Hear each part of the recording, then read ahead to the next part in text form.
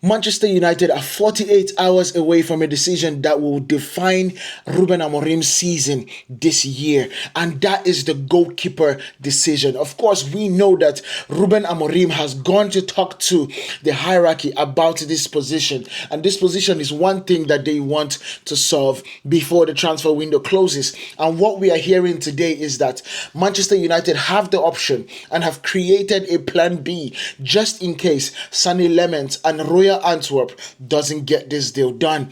Now, the truth about this situation is that priority one for Manchester United is Senne Lammens, the 23-year-old riser in terms of the goalkeeping ranks. And the plan B is Emiliano Martínez. And that is the plan B. But this is something that a lot of people are not talking about. Martinez had more mistakes last season that led to a goal than your very own André Onana and your very own Altay Bayındır. That alone should scare every single person, but there's always a cloud of he is a good goalkeeper because he has a command of his defense. He is a good goalkeeper because he knows how to catch penalties and knows how to save penalties. And that is absolutely green flags. But the truth about it is, if we are looking for a goalkeeper to replace our goalkeeper because they have a lot of problems in giving up goals via their mistakes, I'm not sure Debo will be the right choice. But don't get me wrong, our defense would absolutely be better in terms of covering situations for Debo, in my mind. And with his control, I think the defense is going to be better in just keeping him away from those silly mistakes. But the truth about this situation is that there's a lot of things to go on. There's a lot of situations that we need to absolutely fix for us to understand that this is the goalkeeper that we are getting, or is this a goalkeeper going to be a stopgap? And this is what we know. For one thing is that Manchester United's goalkeeper situation is on fire. Altay Bayındır's errors, Onana's credibility shot after Grimsby, Rúben Amorim's defending his goalkeeper publicly but pushing hard privately for a new number one. 2 names, 1 deadline. Let's get deep about this particular one because we have to. It's not a situation. What do we know about this situation is that Senne Lammens in the status, United have agreed personal terms with Royal Antwerp's Senne Lammens. Negotiations between clubs continue. Antwerp haven't accepted United's offer yet and feel others may enter, stalling for a final agreement. He is being left out of Royal Antwerp's matchday squad amid advancing talks with the situation. Oh my God, this goal just scored right now and it's in the corner of my eye, but Szoboszlai just scored a beautiful free kick against Arsenal. Bro, Liverpool are in this race to absolutely win it. It is amazing. But let's keep on. Let's get back to it. Let's not dilly-dally. And now let's look at Martinez's situation. Man United have now been reported for us to agree a personal terms with Emiliano Martínez and made a fresh approach to Aston Villa while Lammens' talks remain active. The value and valuation of Villa's valuation sits around £40 million. That is ludicrous for a goalkeeper of Martinez's stature. I know Martinez is really good, but when I say this is that, bro, oh my God, even looking back at the in the middle of the post and how Raya allowed this ball to go in. The knuckle ball was absolutely ridiculous. It hits the bar and gets in. That was brilliant from Szoboszlai. But let's get back into the video. You get me? Let's get back into the video. The valuation for Martínez is £40 million. And he is so open into going to Manchester United that he is not in the current squad for Aston Villa as we speak.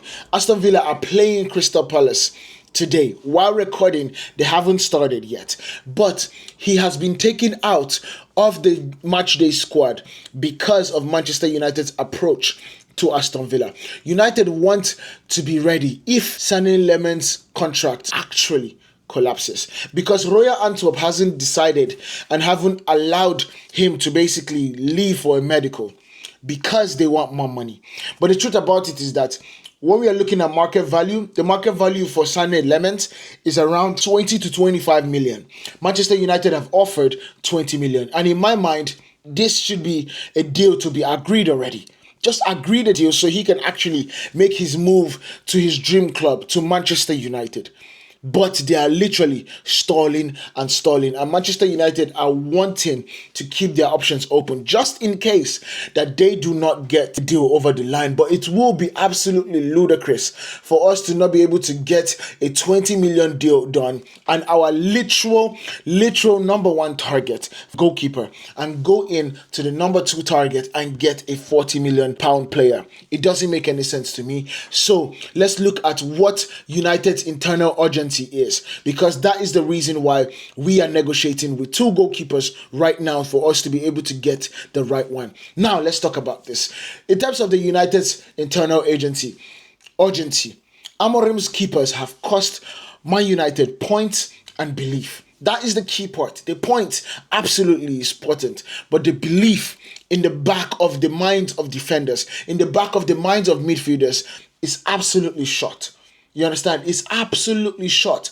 There is no true confidence in the players that this is what our goalkeeper is going to do. If we make a mistake, our goalkeeper is going to bail us out. There's no real belief in that situation. And that right there is causing jitters in the defense. It's causing scare. It's causing lack of belief. It's causing so many things that is truly going to be a pro Manchester United going forward. Now let's continue in this situation. Bayındır's errors versus Burnley. That's a problem. Onana's infamous Grisby night. A problem. The manager insists the issue is bigger than the goalkeeper, but the club is moving regardless. It's moving regardless. Because about this situation, it's not just about, yes, it is bigger because we allow other people come into the game and we allow them actually play and then get confidence in order for them to attack. What about this situation is that there was a reason why David De Gea was such a good goalkeeper for Manchester United. There was a game against Arsenal. The Arsenal had literally about 20 perfect chances. And the truth is, we were not going to win that game if not for David De Gea. Because David De Gea absolutely said there's no goal going in this net, and Arsenal fans and Arsenal players absolutely knew the fact that they just were not going to beat David De Gea that day. He was having the greatest night of his career, that Arsenal game. And it was absolutely magical. And what is the structure and the timing of this situation? Multiple outlets indicate that United are running parallel deals. Lammens as priority pathway, Martinez as the ready-made contingency. The window closes on Monday. Of course, the decision window is right now.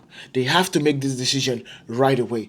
But before we go into the decision, make sure you guys hit that subscribe button, hit that like button. If not, you are not going to be able to see us as often. So hit that, turn on your notifications so you absolutely have all the things that you need and all the news that you need when it comes to football and sports in general here on Pillar Sports. Now let's get into the rapid comparisons between the two goalkeepers. You understand? Of course, first is going to be Senne Lammens, 23-year-old Royal Antwerp starter, and a very, very high ceiling. Beautiful. When you that is just mouth-watering situation. But then you look at Emiliano Martínez. Martínez is 32, Aston Villa, World Cup winner, and instant authority. He would come into the team and instantly he's going to start demanding. What is the status with Manchester United and these two goalkeepers? We have personal terms, both agreed. The fee is being on a few talks are being ongoing with Royal Antwerp, stalling for a potential bidding war. So that is for Senne Lammens. And then for Emiliano Martínez, the personal terms is agreed. United approached Villa again in the final hours of today. So that's what we have for Emiliano Martínez. And then we look at the expected fee, which is also very crucial in this situation, knowing that Manchester United have literally bought a lot of players this summer, and also has sold a lot of players either on loan with an obligation or just permanently sold them to. The expected fee for Senne Lammens reports are varying in this situation. An improved Man United package came in nearing the likes of 20 million euros. Others suggest that it was upwards of 20 million pounds. So that's the difference right there. Of course, I'm not Burudi change, so you guys absolutely do the change for yourself. And then for Emiliano Martínez, Villa want 40 million pounds It is quite complex, but live if Senne Lammens stalls. That is a crazy amount that we choose not to pay higher for Senne Lammens, but we are okay with paying 40 million pounds for, what's his name? Emiliano Martínez. It doesn't make any sense to me. So what is the fit for Manchester United today? Who will be a better fit, whether it's Martínez or Senne Lammens? I'm going to give you the comparison as usual. Compete immediately. Long runway and coaching project. That is for Senne Lammens. Those are the things that we see for Senne Lammens in Manchester United coming right away. For Martínez, he is going to be walking in as the number one. Energy, penalty aura. There's already that aura that comes with him when it comes to penalties, that everyone understands that if you have penalties against Martínez, you are likely to lose the penalty because he's that good of a penalty stopper. And then you look at the leadership and box control, because he is actually good at that. I have to give him credit for that. He is honestly impeccable at controlling his 18-yard box when they're going wrong, when things are having in the set pieces. And that right there is truly magical. And then finally, when it comes to the comparison, is the risk. What is the risk of this situation? Oh my God, he just turned Kirkers in and out, bro, like a pretzel. What's the risk for Senne Lammens and Dibu for Manchester United? One for Senne Lammens is the adaptation to the Premier League pace and the pressure. That's one thing. Second thing is for Martínez is the high fee, the wages, short prime window. Martínez is 32. Usually this is their prime of the goalkeeper. But with goalkeepers these days, when you hit 35, there's really like, it's down spiral at that point. It's just going. But for Senne Lammens, he's 23. We are not even close to his prime yet. And if he is a good of a goalkeeper that I believe he can be, we're looking at 23. He will get to his prime around 27, 28, 29. Manchester United have like a full decade. This is basically David De Gea's replacement. Understand? This right here is David De Gea's replacement. And to me, that's absolutely perfect. It's absolutely perfect in my situation and the way I see things.